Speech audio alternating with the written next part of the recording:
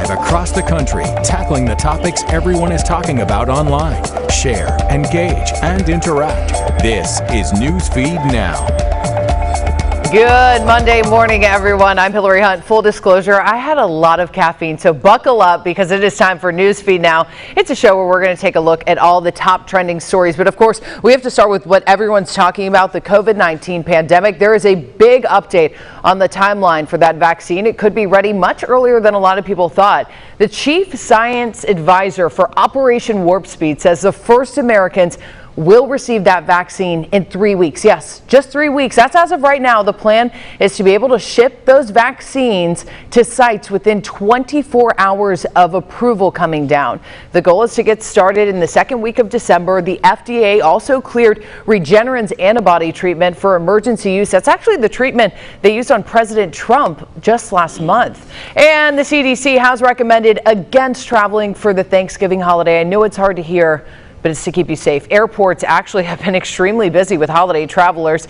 TSA reported more than 2 million people passing through checkpoints over the weekend, but still, that's only about half of what we saw a year ago. And we are your local election headquarters. Of course, President Trump filed a petition to recount in Georgia. His legal team issued a statement saying, quote, "We're focused on ensuring that every aspect of Georgia state law and the U.S. Constitution are followed so every legal vote is counted." The Trump administration claims the recount would have been a sham without that signature matching. And let's move to another state. The presidential election recount in Milwaukee is running behind schedule. Officials say objections raised by the Trump campaign observers and attorneys are slowing down that process. The Trump campaign wants to see every ballot. Officials say they'll still finish in time for that deadline to certify the results. And a federal judge dismissed President Trump's election lawsuit in Pennsylvania, something we've been watching for you. The lawsuit claimed not all counties allowed mail-in voters to fix ballot problems by casting those provisional ballots, which would violate the guarantee of equal protection. The judge said there wasn't any evidence to back up those claims. And on the other side of the aisle, despite the delay in transition of power, President-elect Biden plans to announce his cabinet picks this week. He already settled on a Treasury Secretary, that's what we're told, and he's going to name that person as early as tomorrow. We don't know any other specific cabinet roles that will be filled as of yet. And President Trump is still calling attention to the results of those elections, stalling the official transition of power, and Joe Biden's team is considering taking action. Biden's legal team worries that this delay could hurt the country. Now his transition team is considering whether to take its own legal action to force the Trump administration to cooperate. And let's talk about social media and how this plays into the election. Twitter plans to support the transition of White House power on all Twitter accounts. It's actively preparing to change the POTUS, FLOTUS, and press secretary accounts, just as it did back in 2017. They're used to doing this. The process is being done in close consultation with the National Archives and Records Administration. The NARA has played a huge role in appropriately preserving records following the administration's transition. And let's talk about inauguration. President-elect Joe Biden is preparing to be sworn into office on January 20th, and plans are underway to make sure that that ceremony can be done safely, obviously, because we're in a pandemic. Joe Khalil has more.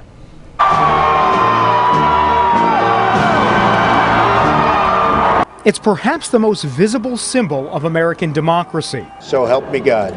Congratulations. The presidential inauguration, the peaceful transition of power. But this year, those who wish to witness history up close may be disappointed. The entire planning process is going to have to be different.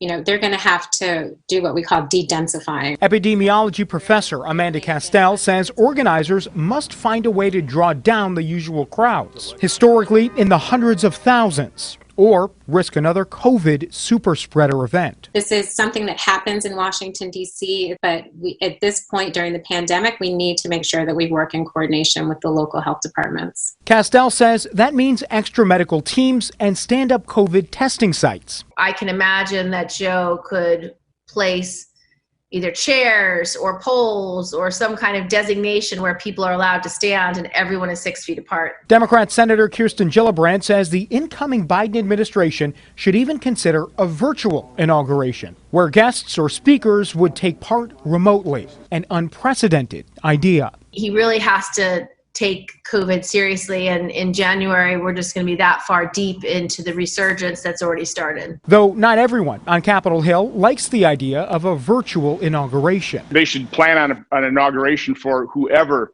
gets inaugurated on Inauguration Day. Republican Senator Ron Johnson does agree that a large inauguration crowd isn't ideal, but he says that problem will fix itself. Let's face it, with COVID, it's probably going to be certainly reduced size of crowds, so it should be easier to plan for. Congratulations, Mr. President. And while the inauguration is a federal event, as the vice president-elect forms an inauguration committee, we will talk to them as well. Washington, D.C. Mayor Muriel Bowser and her public health team will be left to deal with any fallout should the ceremony become a COVID risk. Okay, let's talk about food, because come on, in the West, I'm always hungry. A restaurant with a cult following along the West Coast. They also have one in Texas. A lot of good things in Texas. Now gaining followers further inland. The new InNOut, check this out. Check out that line. That's Aurora, Colorado. It's open for business. That was the first day. Lines wrapped around the building. If you've ever had it, you totally get why. Customers waiting up to 14 hours to place an order. Steve, you want to go try this out? Steve's behind the camera saying yummy. One man says he waited at the door for nearly 24 hours. I hope he had a lot of coffee before that grand opening, before they let anyone in the door. I got a free t-shirt, they paid for my meal, and I received a coin. Got this coin from them. It's a silver coin. It says preferred customer and is good for one free burger if I ever want to redeem it.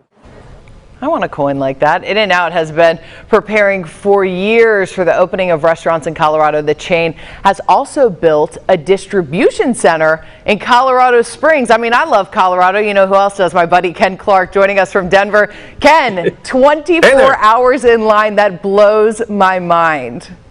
Can you believe that? These numbers are amazing. So, you know, obviously Friday was a huge day. They did open another location in Colorado Springs the same day, but we didn't have near the amount of lines and the issues associated with those lines in Colorado Springs that we saw here in the Mile High City. But this location right off 225 and Alameda, so it's a busy interchange. Aurora police were actually telling us that by 12 o'clock, or rather by 10 o'clock in the morning, they had already ID'd the very last car to go through that line. That car then didn't make it through that line until 2 in the morning for burgers. That is wild. I mean, Ken, have you ever been? Have you ever eaten at an InNOut? I gotta know.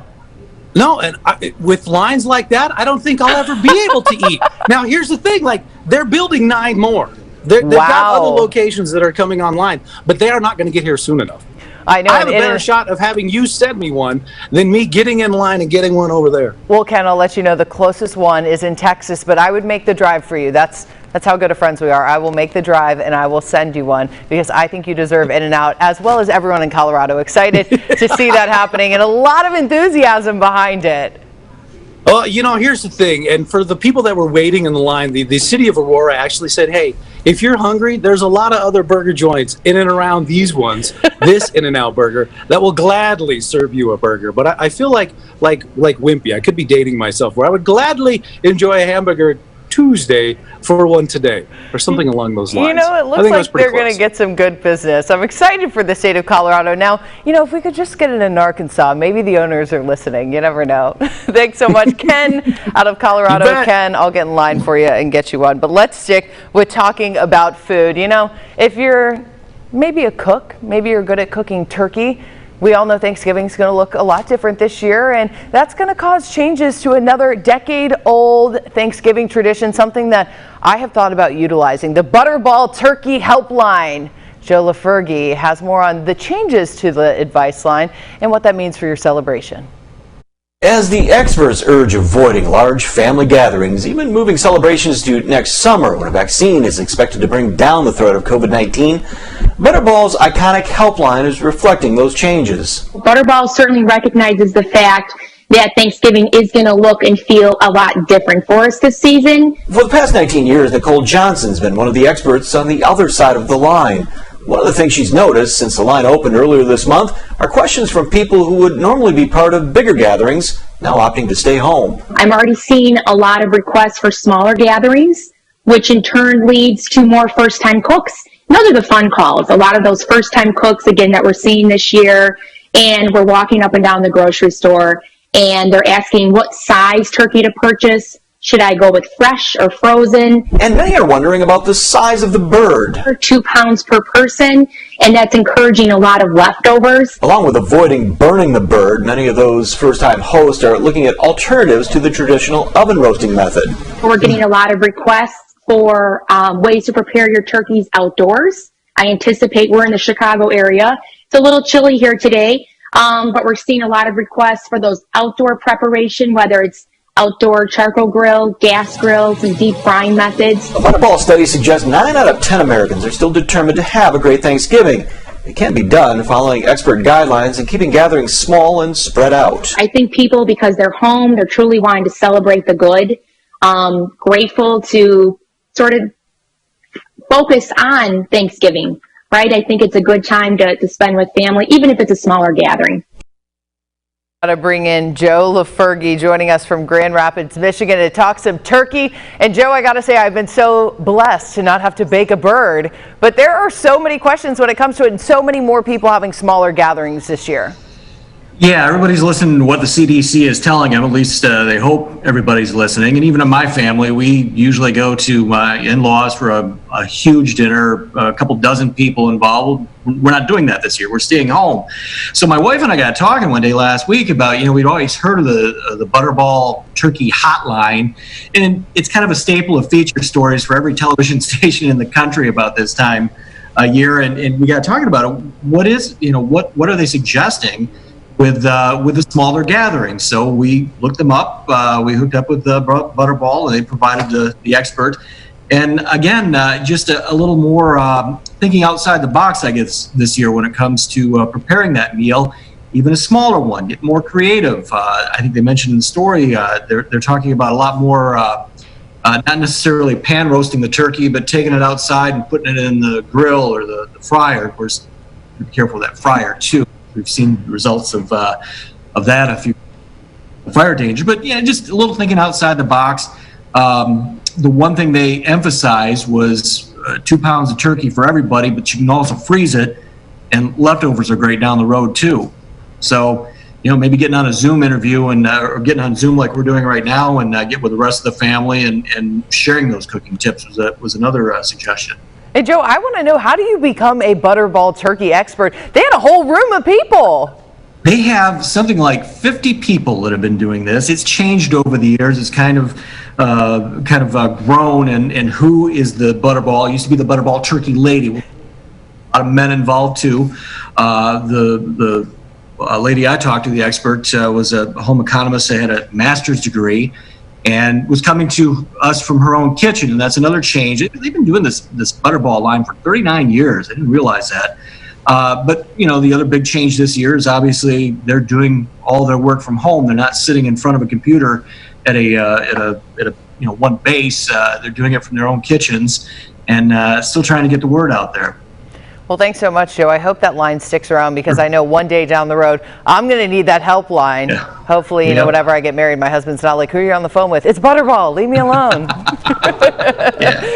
Thanks so much, Joe. We hope you have a great Thanksgiving. And let's stick with talking about Thanksgiving. Over the weekend, one celebrity defined what it really means to give back. I love this. Tyler Perry is such a giver. He had a Thanksgiving food giveaway in Atlanta. And check out these lines. You want to know why? Because those boxes didn't only have food. They had gift cards too to all different places. The food line was so long, it ran into the thousands. Some people waited 16 hours for this giveaway, but hats off to him. He's such a giver. I love that. And switching gears right now, tragedy struck a little too close to home for one doctor. Her son was fighting for his life and desperately needed a kidney transplant. Obviously, her motherly instincts kicked in very quickly, and she knew exactly what to do. She went to extreme lengths to make sure her son was alive and well for the holidays. Anna McAllister has more. Joyful, mischievous, playful. He really is. He's the light of our family. He gives the best hugs that you would ever want. He just has this awesome smile. He smiles with his whole face. You know, it's just his eyes, everything. It's a beautiful thing.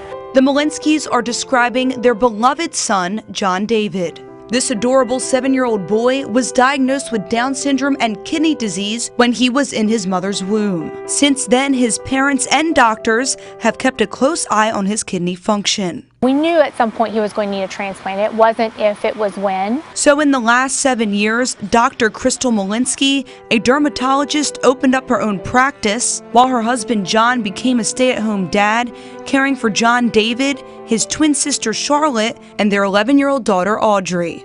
They were happy, life was good, but then John David's health took a left turn. Recently he became ill to the point that dialysis was going to be something that he would need. Dr. Crystal Molinsky found out she was a positive match to be her son's donor, and without skipping a beat, made plans for the operation at the Children's Hospital of New Orleans. I feel like I was born to be his mother so that I could give him his kidney.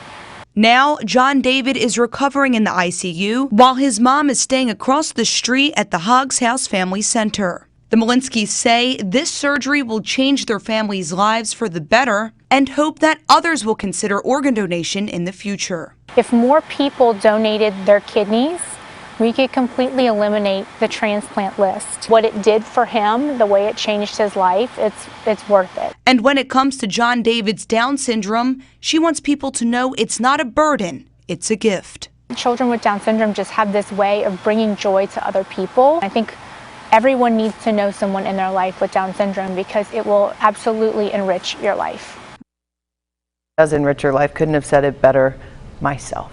Well, sticking with stories in the South, a former reporter had quite the surprise guest join him in his St. Louis area home. Angela Huddy has more on who showed up in his home.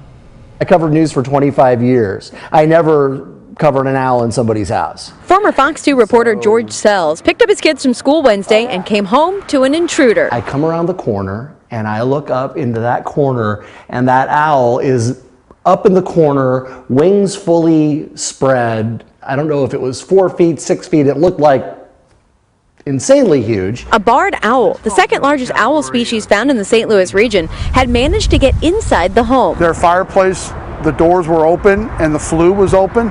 So chances are the owl was hunting, fell down the chimney. When Sells reached out to Rottler Pest and Lawn Solutions for help, Tom Fitzgerald got the call. The former World Bird Sanctuary volunteer was the right man for the job. So I was familiar with handling them, knowing what to do, what not to do, and how to handle them when I got my hands on them. Once the pros arrived, George recorded the capture. Yeah, I grabbed the phone, it was in my hand, and once I had sort of done the things you need to do to make sure that everybody is safe, I'm like, I've got to get some pictures of this. I mean, you know, using gloves and a net, we were able to pin him up against the window and then just gently put him into a box. And then I was able to, he was looking out of the box, so I was able to kind of see that he was okay. The damage? One knocked over lamp and one bottle broken. Sells can't believe his luck. Shocked. I still can't believe that there's not broken stuff everywhere. Jay Everett, the technical director with Rottler, says a flue cap or cover is the way to keep all kinds of critters out. It can be very dangerous if they would grab onto you. Obviously in the video you can see Tom has his protective gloves on. It's a challenging situation. It's not a do-it-yourselfer if you don't know what you're doing. Fitzgerald released the owl in nearby woods into familiar hunting territory. The Sells family was left with a great story to tell. My daughter Samantha is 11, and the first thing out of her mouth was, "My invitation to Hogwarts is here. Ready to go." I was literally about to say that it was like Harry Potter in real life. I bet his daughter loved that, but glad that bird is safe too. But from flying birds to flying fish, a man in Hawaii has quite the story to tell after a close encounter with a needlefish. Howard Deshevsky has more. Chad Cabral has spent most of his life on the water. Born and raised in Hilo, he's been paddling since the age of 10, and he's seen it all. Whales, huge fish, tiger sharks, just to name a few. But he wasn't prepared for what he came across this past weekend. It was a unusual day on the water, to say the least. On Saturday, Cabral was about an hour and a half into his paddle about 2 to 3 miles offshore and heading back into Hilo Bay, when something leapt out of the depths of the ocean.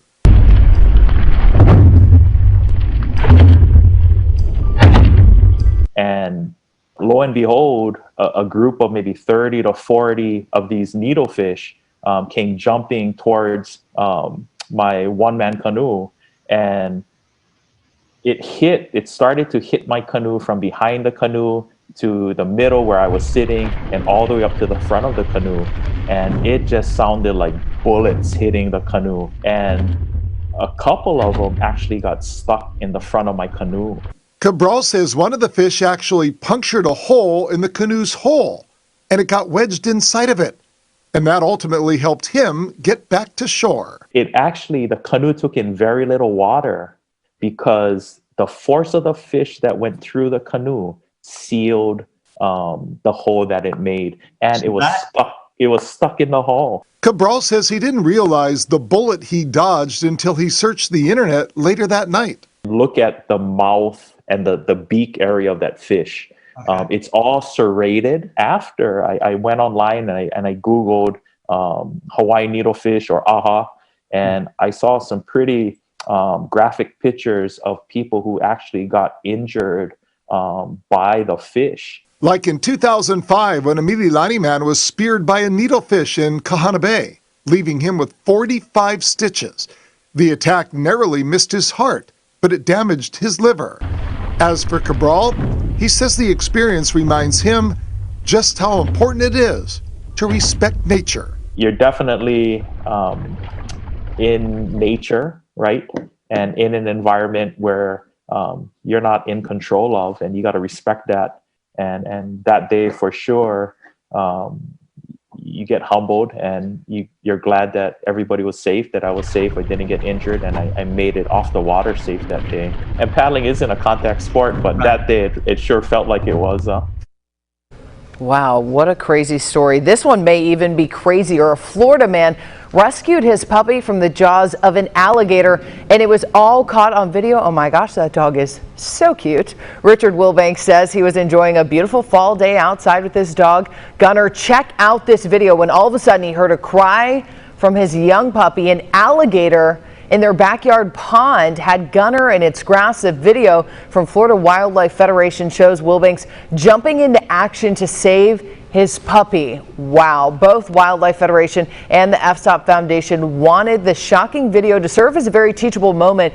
You always have to be cautious with your pets near the water. Wilbanks walked away with only a few cuts, and you can see Gunner is doing great. That gator was removed from the property, but as someone from Florida, this is very common. You have to be careful. Those alligators show no mercy, but mad props to this man saving his puppy. Wow. And speaking of puppies, Christmas music is, here. It's that time of the year, but this season, it's not just for people.